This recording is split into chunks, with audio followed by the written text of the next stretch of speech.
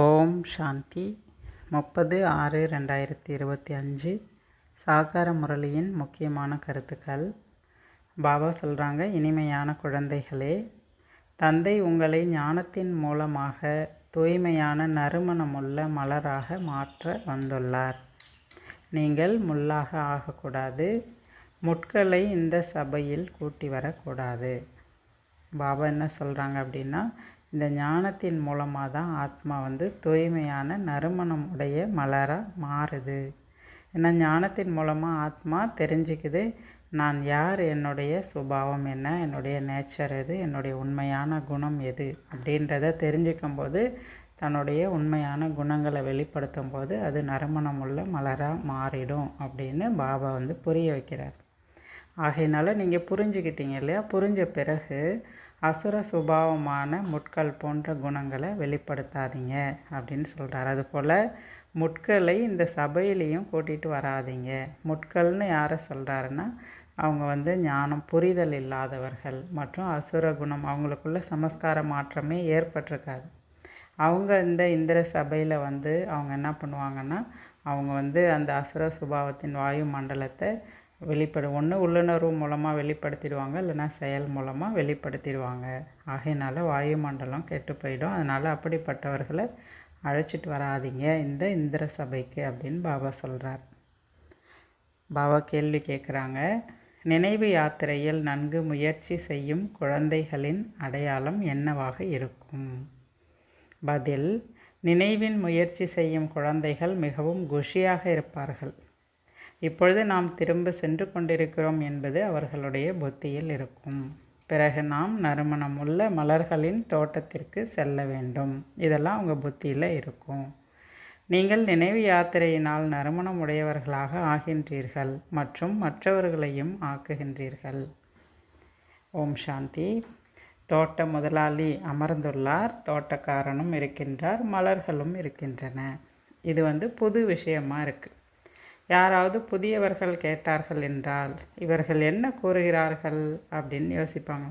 என்ன தோட்டத்தோட எஜமான் சொல்கிறாங்க, தோட்டக்காரன் சொல்கிறாங்க, மலர் சொல்கிறாங்க, இங்கே என்ன நடக்குது, என்ன வித்தியாசமான வார்த்தைகள்லாம் பயன்படுத்துகிறாங்க அப்படின்னு சொல்லுவாங்களாம். ஆனால் குழந்தைகள், உங்களுக்கு தெரியும் தோட்டத்தினுடைய முதலாளி யார், இங்கே தோட்டக்காரன் யார், மலர் யார் என்றது எல்லாருக்குமே உங்களுக்கு தெரியுன்றார். தோட்டத்தின் முதலாளி சிவபாபா, தோட்டக்காரன் பிரம்மா பாபா. பாபா என்ன சொல்கிறாரு, வரிசை கிரமமான தோட்டக்காரர்களும் இருக்காங்க. ஆக ஒவ்வொரு நிமித்தமாக இருக்கக்கூடிய ஒவ்வொருவரையுமே தோட்டக்காரன் பாபா இங்கே புரிய வைக்கிறார். அப்போ ஒவ்வொருவருமே மலர்களை நீங்கள் உருவாக்கணும் அப்படின்றத புரிய வைக்கிறார். தோட்டத்தின் எஜமானர், தோட்டக்காரன், மலர்கள் எல்லாமே இங்கே தான் இருக்குது அப்படின்றார். இப்படிப்பட்ட விஷயங்களை ஒரு பொழுதும் சாஸ்திரங்களில் யாரும் கேட்டிருக்கவே மாட்டாங்க. ஆனால் குழந்தைகளாகிய நீங்கள் அறிந்துள்ளீர்கள். உங்களுக்கு இதனுடைய விளக்கமும் தெளிவாக புரியும். தோட்ட முதலாளி படகோட்டியை தான் நினைவு செய்கிறாங்க. இப்பொழுது இங்கிருந்து கடந்து செல்ல இப்போ பாபா வந்திருக்கிறார். ஆக குழந்தைகளாகிய நீங்கள் நினைவு யாத்திரையில் இருக்க வேண்டும். நான் எவ்வளவு தூரம் சென்று கொண்டிருக்கிறேன் என்று உங்களை நீங்களே பாருங்கள். நான் எந்த அளவுக்கு தமோ பிரதானத்திலிருந்து சதோ பிரதான நிலையை நோக்கி போயிட்டுருக்கேன். என்னுடைய முயற்சி எந்த அளவுக்கு இருக்குது அப்படின்றத செக் பண்ணுங்கள். எந்த அளவுக்கு சதோ பிரதான நிலை அமைந்து கொண்டே போகுமோ அப்பொழுது உங்களுக்கு நல்ல உணர்வு ஏற்படும். நான் இப்போ நெருக்கத்தில் இருக்கிறேன், வீடு திரும்ப போகிறேன் அப்படின்றது உங்களுக்கு ஃபீல் பண்ணுவீங்க அப்படின்றார். எது வரைக்கும் இப்போ நாம் சென்று சேர்ந்திருக்கோம் எல்லாமே நினைவு யாத்திரையை பொறுத்து தான் இருக்குது. எந்த அளவுக்கு நினைவு செய்கிறீங்களோ அந்த அளவுக்கு நெருக்கத்தை அனுபவம் பண்ணுவீங்க. மேலும் குஷி அதிகமாக இருக்கும்ன்றார். வீட்டினுடைய நினைவும் மற்றும் சொர்க்கத்தினுடைய நினைவு அவங்களுக்கு வந்துக்கிட்டே இருக்கும்ன்றார். அவங்களுக்கு இந்த துக்க உலகத்துலேருந்து டோட்டலாக விடுபட்டு இருப்பாங்க. யார்? நல்லா நினைவு யாத்திரையில் இருக்கிறவங்க அப்படின்றார். அவங்களுக்கு சதோ பிரதான சம்ஸ்காரம் கூட வெளிப்பட ஆரம்பிச்சிரும் அப்படின்றார். எப்படி தேர்வினுடைய நாட்கள் வரும்பொழுது நாம் எந்த அளவுக்கு தேர்ச்சி அடைவோம் என்பதை மாணவர்கள் தெரிஞ்சிருப்பாங்க. அதே போல் தான் நான் எந்த அளவுக்கு நறுமணம் உள்ள மலராக ஆகியிருக்கேன் அப்படிங்கிறத ஒவ்வொரு குழந்தையும் தன்னைத்தானே புரிஞ்சிக்க முடியும் அப்படின்றார். அதுதான் மலர்களின் தோட்டம். முகமதியர்கள் கூட சொல்கிறாங்க அல்லாவின் தோட்டம் அப்படின்னு சொல்லிட்டு. யார் அங்கே செல்கிறார்களோ அவர்களுக்கு குதா வந்து மலர் கொடுக்குறார் அப்படின்னு சொல்லுவாங்களாம். பாபா சொல்கிறாரு, இது வந்து உண்மையாக மலர் கொடுக்கக்கூடிய விஷயம் கிடையாது, நீங்களே மலர ஆகக்கூடிய விஷயம் அப்படின்றார். அவங்கெல்லாம் பக்தி மார்க்கத்தில் அவங்க எந்த ஒரு பாவனையில் எந்த ஒரு விஷயத்தை நினைக்கிறாங்களோ உணர்கிறாங்களோ அது எல்லாமே அவங்களுக்கு காட்சியாக காட்டுறேன் அப்படின்றார். ஆனால் இங்கே ஞான மார்க்கத்தில் வந்து சாட்சாத்காரத்துக்கான அவசியம் எதுவும் கிடையாது. இங்கே வந்து காட்சியை பார்த்து முன்னேறத்துக்கான விஷயமோ காட்சியை பார்த்து திருப்தி அடைவதற்கான விஷயமோ கிடையாது. அதெல்லாம் பக்தி மார்க்கத்து விஷயம் அப்படின்றார். பக்தி மார்க்கத்தில் மீராவுக்கு கூட காட்சி கிடச்சிது, அவருக்கு எவ்வளோ வேல்யூ இருக்குது பாருங்கள் அப்படின்றார். அது எல்லாமே பக்தி மார்க்கம். அப்போ ஞானம் கிடையாது, அரைக்கல்பம் பக்தி தான் நடக்க வேண்டியிருக்கு. அந்த பக்தியில் பல விஷயங்களை கடந்து வர வேண்டியதாக இருக்குது அப்படின்றார். வேத சாஸ்திரத்துக்கு கூட இன்றைக்கி எவ்வளோ மதிப்பு இருக்குது அப்படின்றார், பக்தி மார்க்கத்தில் சொல்கிறார். ஆனால் இப்போ நீங்கள் வந்து ஞானத்துக்கு வந்துட்டீங்க. பக்தி ரொம்ப விஸ்தாரம், ஞானம் என்பது விதை. இப்பொழுது ஞானத்தினால நீங்கள் எவ்வளோ தூய்மை ஆயிட்டிருக்கீங்க, நறுமணமுடைய மலராக ஆயிட்டிருக்கீங்க. இது உங்களது தோட்டம். இங்கே யாரையுமே முள் என்று சொல்ல முடியாது.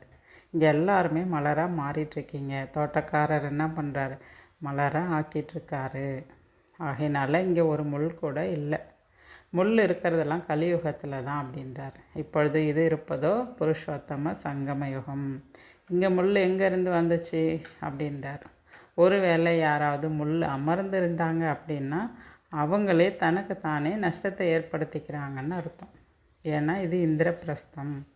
இங்கே எல்லாருமே ஞான பரிகள் தான் இங்கே அமர்ந்திருக்காங்க. ஆக இந்த பரிகளுக்கு இடையில் முள் யாராவது அமர்ந்தாங்க அப்படின்னா அது அவங்களே தனக்கு தானே நஷ்டத்தை ஏற்படுத்திக்கிறதுன்னு அர்த்தம்ன்றார். இப்பொழுது குழந்தைகளாகிய நீங்கள் நறுமணமுடைய மலர்களாக ஆக வேண்டும். அப்படி ஆகணும் அப்படின்னா தன்னைத்தான் ஆத்மா என்று உணர்ந்து தந்தையை நினைவு செய்யுங்க. ஒரு பொழுதும் முள்ளாக ஆகாதீங்க. ஏன்னா ஆத்மானு உணர தான் ஆத்மாவினுடைய உண்மையான சமஸ்காரம் வெளிப்படும், உண்மையான குணங்கள் வெளிப்பட ஆரம்பிக்கும். இந்த முள் போன்ற சுபாவ சம்ஸ்காரம் இடையில் வந்தது, அது எல்லாமே என்னுடையது இல்லை அப்படின்ற ஒரு விழிப்புணர்வு உங்களுக்கு வரும்பொழுது அதை வெளிப்படுத்த மாட்டீங்க. எல்லா சூழ்நிலையிலுமே ஆத்மா தன்னுடைய குணங்களை மட்டும்தான் வெளிப்படுத்தும் அப்படின்றார். ஆகையினால தான் பாபா சொல்கிறாரு, ஆத்மானு உணருங்க, முள்ளாக ஆகாதீங்க அப்படின்றார். ஆனாலும் மாயையினுடைய புயல் நிறைய வரும். மாயை எவ்வளோ கடுமையானது அப்படின்னா சட்டுன்னு உங்களை வந்து கீழே விழ வச்சிடும். அப்படிப்பட்ட ஒரு சக்தி வாய்ந்தது மாயா அப்படின்றார். அப்புறமா கீழே விழுந்த பிறகு நீங்கள் யோசிப்பீங்க, அடடா நான் இப்படி செஞ்சிட்டேனே அப்படின்னு நீங்களே பச்சாதாபப்படுவீங்க. அதனால் நான் செய்த சம்பாத்தியம் எல்லாமே ஒன்றுமே இல்லாத போயிடுச்சேன்னு ஃபீல் பண்ணுவீங்க. அதனால் விழுந்து ஏஞ்சி அப்புறம் யோசிக்கிறத விட்டுட்டு விழுறதுக்கு முன்னாடியே நீங்கள் எச்சரிக்கையாக இருங்க. அதுக்கு ஆத்ம அபிமானியாக இருங்க, ஆத்ம உணர்வுலேயே இருங்க, தந்தை நினைவில் இருங்க. கண்டிப்பாக மாயா உங்ககிட்ட வராது அப்படின்றார். இது தோட்டம், தோட்டத்தில் நல்ல நல்ல மலர்களும் இருக்காங்க. இந்த தோட்டத்தில் கூட ஒரு சில முதல் தரமான ஃபஸ்ட் கிளாஸ் மலராக நிறைய பேர் மாறிட்டுருக்காங்க அப்படின்னு சொல்கிறார்.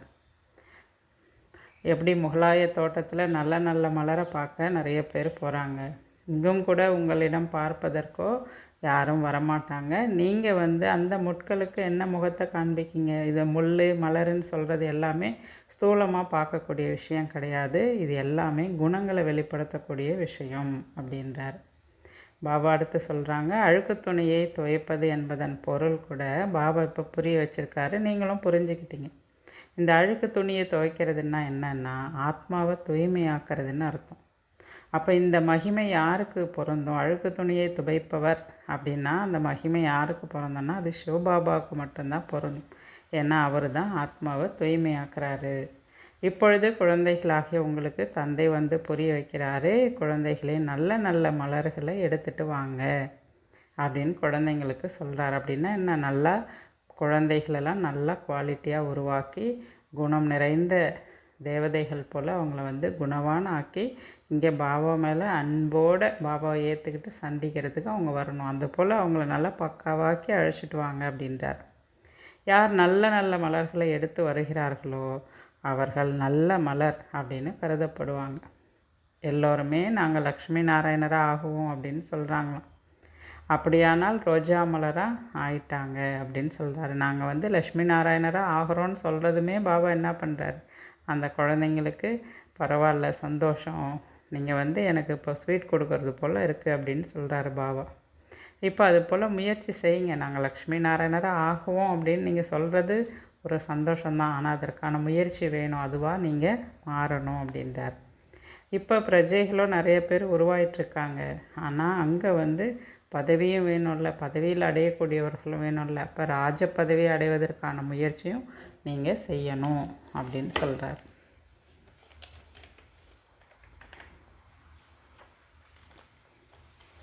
சத்தியுகத்தில் வந்து மந்திரிலாம் இருப்பதே கிடையாது. ஏன்னா ராஜாவிடம் அங்கே வந்து பவர் இருக்கும், அதிகாரம் வந்து இருக்கும் அப்படின்றார். மந்திரி ஆகியோரோட ஆலோசனை பெறுவதற்கான அவசியம் அங்கே வந்து இருக்காது அப்படின்றார். அப்படி ஆலோசனை கொடுத்தா மந்திரி தான் என்ன பண்ணுவாங்க, ராஜாவிட உயர்ந்தவர்களாக இருப்பாங்க அப்படின்றார். ஆகையினால அங்கே வந்து சத்தியுகத்தில் பகவான் பகவதிக்கு ஆலோசனை சொல்வதற்கான அவசியம் இருக்காது. ஏன்னா அவங்க புத்திசாலியாக இருப்பாங்க அப்படின்றார். பதித்தம் ஆகும்போது தான் அவங்களுக்கு மந்திரி தேவைப்படுது அப்படின்றார். இது எல்லாமே பாரதத்தினுடைய விஷயந்தான். ராஜாக்களுக்கெல்லாம் ராஜாக்கள் தலை வணங்குவது போன்ற வேறு கண்டம் வேறு எங்கேயுமே இது போல் நடக்காது. இது பாரத கண்டத்தில் தான் இப்படியெல்லாம் நடக்குது அப்படின்றார். இப்பொழுது குழந்தைகள் நீங்கள் மலர ஆகணும். தோட்டத்தின் எஜமானர் வந்திருக்காரு, தோட்டக்காரர்களும் வரிசை கிரமமாக இருக்கீங்க. இப்போ உங்களுடைய வேலை என்னன்னா முட்களை மலராக ஆக்கணும். பாபா எப்படி யாருக்குமே வந்து துக்கம் கொடுக்கறது இல்லையோ அது போல் குழந்தைகளும் கூட யாருக்கும் துக்கம் கொடுக்கக்கூடாது, முட்களாக இருக்கக்கூடாது.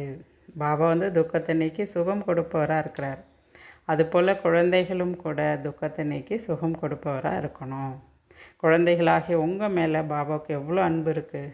தந்தைக்கும் கூட குழந்தைங்க மேலே, குழந்தைகளும் கூட பாபா மேலே அன்பு இருக்குது அப்படின்றார். இது படிப்பு.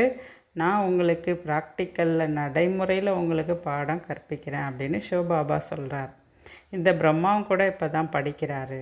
ஆக நீங்கள் எல்லாருமே இந்த நேரம் படிங்க, பிறகு மற்றவர்களுக்கும் நீங்கள் பாடம் கற்பீங்க அப்படின்றார். அப்போ மற்றவர்களும் என்ன பண்ணுவாங்க, முல்லையிலிருந்து மலர ஆகுவாங்க. எப்படி பாரதம் மகாதானியோ அதுபோல் குழந்தைகளாகி நீங்களும் கூட இப்போ மகாதானி ஆகணும். நீங்கள் வந்து இப்போ எதை தானம் செய்யணுன்னா இந்த அழிவற்ற ஞான ரத்தினங்களை தானம் செய்யுங்க. ஆத்மா தான் ரூப் பசந்த், ஞான யோகம் நிறைந்ததாக இருக்குது. பாபாவும் கூட வந்து ரூப் பசந்தாக இருக்கார். ஏன்னா அவர்கிட்டையும் கூட முழு ஞானமும் இருக்குது இல்லையா அப்படின்றார். அவர் தான் ஞானக்கடல், பரம்பிதா பரமாத்மா, அனைத்துக்கும் அதிகாரம் உடையவர் அவர் தான். ஆகையினால அப்படிப்பட்ட தந்தையை வந்து நினைவு செய்யணும். பாபா அடுத்து சொல்கிறாரு, இங்கே நீங்கள் படிக்கிறீங்க, இதனுடைய பலன் உங்களுக்கு புது உலகத்தில் கிடைக்கும். மாயா கூட வந்து குறைந்த சக்திவான் அல்ல அப்படின்னு பாபா புரிய வைக்கிறார். மாயா வந்து துர்கதியில் எடுத்து செல்வதற்கான சக்தி அதுக்கிட்ட இருக்குது. அதனால் பாபா சொல்கிறாரு, நான் வந்து உங்களை வந்து சத்கதிக்கு அழைச்சிட்டு போகிறேன், அது வந்து உங்களை துர்கதிக்கு அழைச்சிட்டு போகுது. ஆனால் சத்கதிக்கு அழைச்சிட்டு போகிற எனக்கு எவ்வளோ மகிமை இருக்குது, துர்கதிக்கு அழைச்சிட்டு போகிற மாயாவுக்கு யாராவது மகிமை செய்கிறாங்களா என்ன? அப்படிலாம் கிடையாது அப்படின்றார். அப்போ இங்கே வந்து இந்த பாரதத்தில் உங்களுடைய விளையாட்டு எப்படி நிச்சயிக்கப்பட்டிருக்குன்னா வெற்றி மற்றும் தோல்வியில் நிச்சயிக்கப்பட்டிருக்கு அப்படின்றார். தந்தை கூட பாரதத்தில் தான் வராரு, ஜெயந்தியும் கூட பாரதத்தில் தான் ஏற்படுது. ஆனால் சிவபாபா எப்போ வந்தார், வந்து என்ன செஞ்சார், இதெல்லாம் யாருக்குமே தெரியாது. பெயர் அடையாளத்தை கூட இல்லாமல் செஞ்சிட்டாங்க. அவர் வந்துட்டு போனதினுடைய அடையாளமே இல்லாமல் செஞ்சிட்டாங்க. குழந்தையான கிருஷ்ணருடைய பெயரை கொடுத்துட்டாங்க. உண்மையில் அன்பிற்குரிய தந்தையின் மகிமை வேறு, கிருஷ்ணருடைய மகிமை வேறு. அவர் நிராகாரமானவர், இவர் வந்து சாகாரமானவர். அதனால் கிருஷ்ணருடைய மகிமை தனி, தந்தையினுடைய மகிமை தனி அப்படின்றார். நாமும் கூட அகால மூரத் தான் அப்படின்றார். ஆத்மா ஒருபொழுதும் காலன் சாப்பிடவே முடியாது, யமன் வந்து உயிரை குடிக்கவே முடியாது. அகால மூர்த்தியான ஆத்மாவின் பீடம் இதுதான். நமது பாபா கூட அகால மூர்த்தி தான். காலன் வந்து சரீரத்தை தான் சாப்பிட முடியுமே தவிர ஆத்மாவை ஒன்றுமே செய்ய முடியாது. இது தெளிவாக புரிஞ்சிக்க வேண்டிய விஷயன்றார். பாபா அடுத்து சொல்கிறாரு, எப்படி லௌகீக தந்தை வந்து குழந்தைங்களுக்கு வந்து ஆஸ்தி கொடுக்குறாரோ ஆஸ்தி எல்லாம் கொடுத்துட்டு பிறகு வானப்பிரஸ்த நிலை அடையும் போது எங்களுக்கு சாப்பாட்டுக்காக கொஞ்சம் கொடுத்துருங்கன்னு மீதி எல்லாத்தையும் குழந்தைங்கள்ட்ட ஒப்படைச்சிடுறாங்க. அதே போல் இந்த பாபா எதுவுமே உங்கள்கிட்ட கேட்க மாட்டார். எனக்கு பின்னாடி எனக்கு ஏதாவது உதவி செய்யுங்க, எனக்கு சாப்பாட்டுக்கு ஏதாவது கொடுங்கன்னு இந்த அப்பா ஒரு பொழுதும் கேட்க மாட்டாராம். இனிமேலும் இனிமையான குழந்தைகளே, நான் உங்களுக்கு அரசாட்சியெல்லாம் கொடுத்துட்டு நான் ஓய்வுக்கு போயிடுவேன், எனக்கு சாப்பாட்டுக்கு அனுப்புங்கன்னு நான் சொல்ல மாட்டேன். அதெல்லாம் லௌகிக அப்பா தான் கேட்பாங்க. ஆனால் அவங்க அப்புறம் எப்படி சாப்பிடுவாங்க? ஆனால் இந்த தந்தையோ பலனை எதிர்பார்க்காத சேவாதாரி அப்படின்றார். அதனால் நீங்கள் லௌகீக தந்தைக்கு உதவி செய்யுங்க. இந்த தந்தைக்கு நீங்கள் எனக்காக எதுவும் செய்ய வேணாம். நீங்கள் இங்கே என்னெல்லாம் செய்கிறீங்களோ அதற்கான பலன் உங்களுக்கு பல மடங்கு கொடுத்துட்றேன் அப்படின்றார். நான் எதிர்பார்ப்பு இல்லாத சேவாதாரி அப்படின்றார். குழந்தைகளாக உங்களுக்கு உலக அரசாட்சியை கொடுத்துட்டு நான் ஓய்வு எடுக்கிறேன். பிறகு என்னுடைய பார்ட் முடிஞ்சிடும். அப்புறம் பக்தி மார்க்கம் எப்போ ஆரம்பிக்குதோ அதிலிருந்து என்னுடைய பார்ட்டு ஆரம்பமாகும் அப்படின்றார். இதுதான் அனாதியான நாடகம் அமைக்கப்பட்டிருக்கு. இது போல் பாபா தினமும் நிறைய விஷயத்தை உங்களுக்கு புரிய வைக்கிறேன்றார். உண்மையில் உங்களுடைய பாகம் எல்லோரையும் விட அதிகமாக இருக்குது. எனவே பலனும் கூட உங்களுக்கு அதிகமாக கிடைக்கிது அப்படின்றார். பாபா பாருங்கள் எப்படி அற்புதம் செய்கிறாரு. மனிதனை தேவதையாக ஆண்டிய அரசனாக ஆக்கிறார். இப்பொழுது எல்லையில்லாத தந்தையிடம் நீங்கள் வியாபார பொருட்கள் பெறுவதற்காக வந்திருக்கீங்க. பாபா எங்களை ஆண்டியிலிருந்து அரசனாக ஆக்குங்க அப்படின்னு சொல்கிறீங்க. நீங்கள் மிகவும் நல்ல வாடிக்கையாளராக ஆயிட்டீங்க. அவருக்கு துக்கத்தை நீக்கி சுகம் அளிப்பவர் என்றும் கூறுகிறீர்கள். இது போன்ற தானம் எதுவுமே ஆவது கிடையாது. அவர் சுகத்தை அளிப்பவர் ஆவார். பக்தி மார்க்கத்தில் கூட உங்களுக்கு நான் கொடுக்குறேன்னு பாபா சொல்கிறார். இந்த காட்சி காட்டுறது இதெல்லாமே நாடகத்தில் பொருந்திருக்கு. நான் என்ன செய்கிறேன் என்பதை பாபா இப்போ புரிய வைக்கிறார். உங்களுக்கு இன்னும் போக போக எல்லாமே தெளிவாக புரிய வந்துடும் அப்படின்றார். கடைசியில் நீங்கள் வரிசை கிரமமாக எல்லாருமே கர்மாதீத்த நிலையை அடைஞ்சிருவீங்க அப்படின்றார். இதுதான் ட்ராமாவில் ஃபிக்ஸட் அப்படின்றார். நீங்கள் இந்த நேரம் எல்லாருமே புருஷார்த்தம் செய்யணும். இப்போ முயற்சி செய்து தான் நீங்கள் உங்களுடைய ஆஸ்தி அடையணும். இந்த நேரம் பாபாவை நினைவு செய்யுங்க. உண்மையிலே இது அதே மகாபாரத போர் தான் அப்படின்றார். இப்போ எல்லாமே முடிய போகுது. பாரதவாசிகள் மட்டும்தான் இருப்பாங்க. பிறகு நீங்கள் உலகத்தின் மீது ஆட்சி புரிவீங்க. இப்பொழுது தந்தை உங்களுக்கு கற்பிக்க வந்திருக்கிறார். ஏன்னா அவர் தான் ஞானக்கடல். இதில் குழப்பத்துக்கான விஷயம் எதுவுமே கிடையாது. ஆனால் மாயா புயலை கொண்டு வரும். நீங்கள் மாயை கண்டு பயப்படாதீங்க. மிகவும் அசுத்தமான மோசமான எண்ணங்களெல்லாம் மாயா கொண்டு வரும். நீங்கள் இதுவரைக்கும் பாபா குழந்தையா ஆகாததுக்கு முன்னே கூட இப்படிப்பட்ட மோசமான எண்ணம்லாம் வந்திருக்காது. ஆனால் பாபா குழந்தைய ஆன பிறகு அப்படிப்பட்ட ஒரு மோசமான எண்ணங்களெல்லாம் மாயா கொண்டு வரும். அதை கண்டு நீங்கள் பயப்படாதீங்க அப்படின்றார். இந்த நேரம் முயற்சி செய்து உயர்ந்த பதவியை நீங்கள் அடையணும். ஏன்னா இப்போ தான் சூரியவம்ச சந்திரவம்ச ராஜதானி ஸ்தாபனை ஆகிட்டுருக்கு. அதில் பலவிதமான பதவி இருக்குது. நம்ம உயர்ந்த பதவி அடையிறதுக்கு நம்ம முயற்சி செய்யணும் அப்படின்றார். நல்லது. தாரணைக்கான முக்கிய சாரம். முதல் பாயிண்ட், ரூப் பசந்த் ஞானம் யோகம் உடையவராகி அழியாத ஞான ரத்தினங்களின் தானம் செய்து மகாதானி ஆக வேண்டும். என்ன படிப்பு படிக்கிறீர்களோ அதை மற்றவர்களுக்கும் கற்பிக்க வேண்டும். எந்த விஷயத்தில் குழம்புவதோ பயப்படுவதோ கூடாது. தன்னை கவனித்து கொள்ள வேண்டும். நான் எப்பேற்பட்ட மலர் ஆவேன், என்னிடம் எந்த ஒரு துர்நாற்றமும் இல்லைதானே அப்படின்னு உங்களை நீங்களே கேட்டுக்கொள்ள வேண்டும். பாபா வரதானம் சொல்கிறாரு.